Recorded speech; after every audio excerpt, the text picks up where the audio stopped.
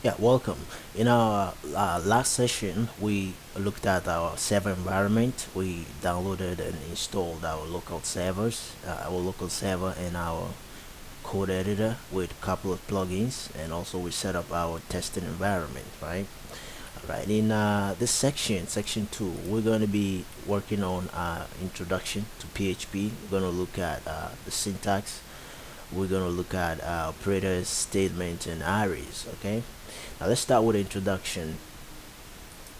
PHP is an acronym for Hypertext Preprocessor. I know because the name doesn't really match the acronym, but if you really understand and get involved into PHP, then you would probably support this acronym as PHP standing for Hypertext Preprocessor. Yeah, and by the way, I mean, we can't say HP because HP is already a brand. It's a big brand, all right?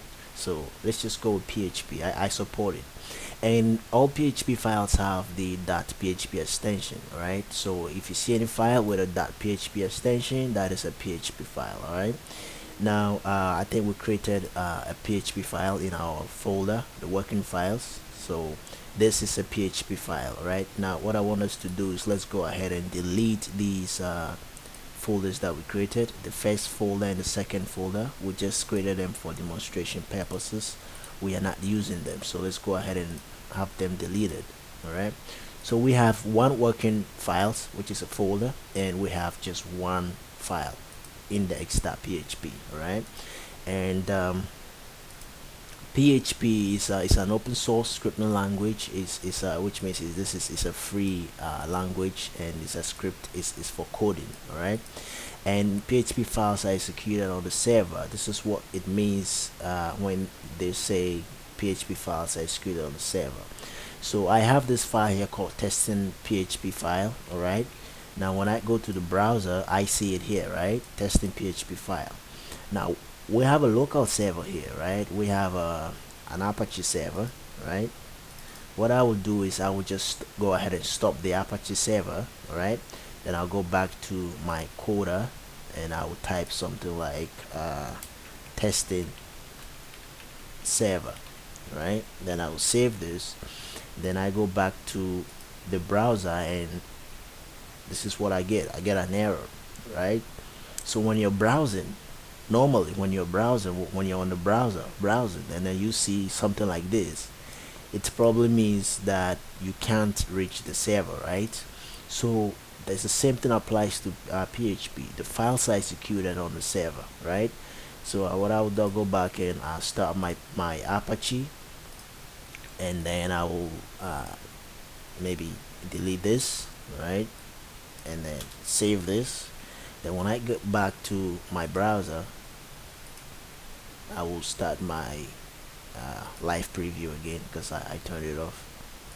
Alright, then I see this is a PHP file. So if you don't have a server, you can't run PHP. Alright, so it's a server scripting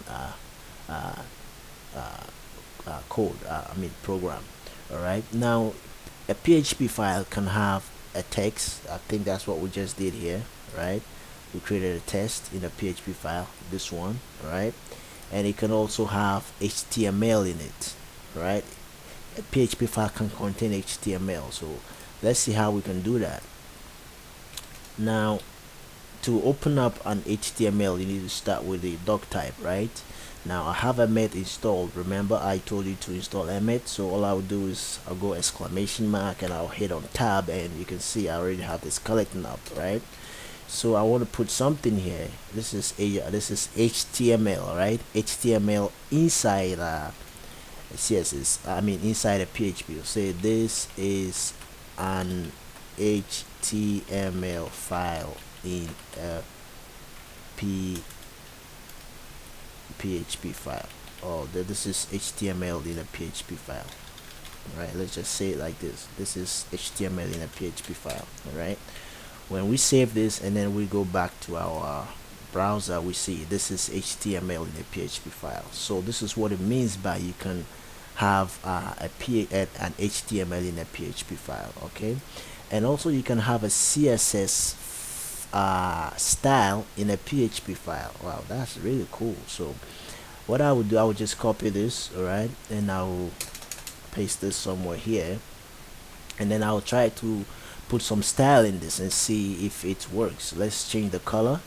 All right, let's give it a red color. All right, and let's increase the font. All right, font size maybe 20 pixels. All right, and then let's see if it works. Right, we're getting it. So we're getting, we're styling. Right, we're applying CSS style to a paragraph inside a PHP file. All right, so yeah, it's true that a PHP file can contain CSS. All right, now let's see for JavaScript also. So we are still inside a PHP file, and to create a JavaScript you need to start with the script, right? Script tag. All right, so this is a script tag. I will try and alert something like let me say this is a JavaScript in a PHP file. All right, let's see if that works. All right, so we just put our semicolon, save this, and here we go.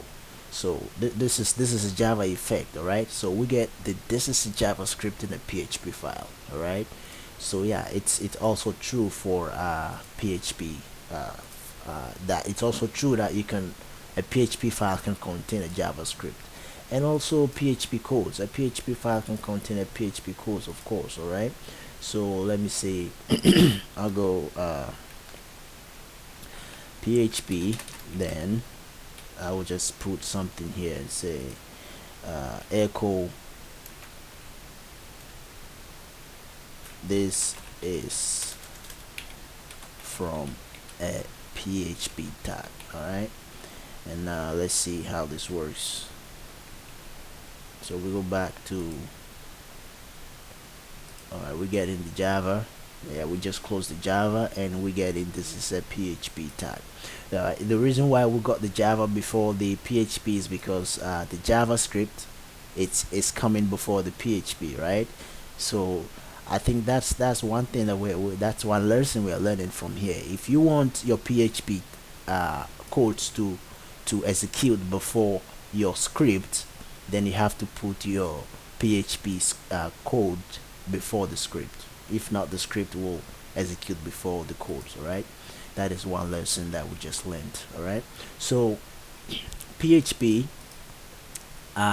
codes are executed on the server and they return the result to the browser. We just checked that. Companies like WordPress and Facebook, they are running on PHP, so you can see how powerful PHP is. All right, because it generates dynamic page content. All right, it can read and write and delete files on the server. It can collect data from forms. All right, and it can send those data that it collects from a form and post it to a database and add to it and delete and modify it. It can be used to control access. It can encrypt data. It runs on, it's a cross-platform. It runs on Windows, Linux, Unix, Mac, and it's compatible with I think these are the two most used servers, all right, that I'm sure of. Apache and IIS. This is from Microsoft. All right, and it supports a wide range of databases, right? So I just hope you will fall in love with PHP. I mean, because to me it's the best scripting language in the world. I mean, it's debatable. People are still arguing like which is the best, and I think PHP is the best. That's my take on it. So when we come back in the next lecture, we're going to talk about PHP syntaxes. All right. Thank you very much for watching this lecture.